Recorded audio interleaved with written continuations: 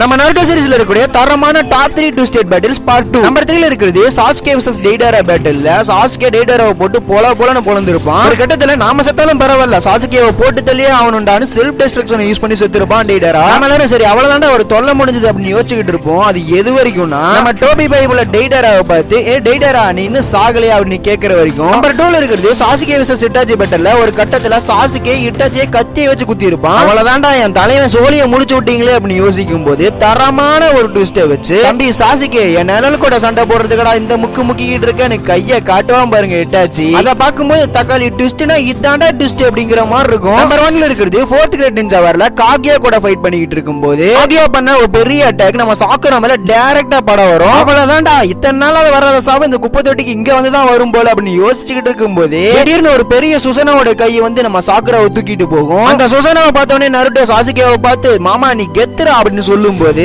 Sasuke அடப்பாவி இதை நான் பண்ணலடா அப்படின்னு யோசிப்பான். அப்ப யாரு தாண்டா அந்த வேலையை பண்ணா அப்படின்னு திரும்பி பார்க்கும்போது தரமான ஒரு ட்விஸ்டை வச்சு நம்ம காப்பி நிஞ்சா கக்காசி ஃபர்ஸ்ட் டைம்லயே பெர்ஃபெக்ட் சுசனாவை எடுத்து மாசா நின்னா அந்த ஒரு ட்விஸ்ட் தான். இதோட இந்த வீடியோ பிடிச்சிக்கலாம். இந்த வீடியோ பிடிச்சிருந்தா இந்த வீடியோக்கு லைக் பண்ணிட்டு நம்ம சேனல் சப்ஸ்கிரைப் பண்ணி வச்சுக்கோங்க. அப்ப நாங்க போடுற ஒவ்வொரு வீடியோக்கு நோட்டிபிகேஷன் வரும்.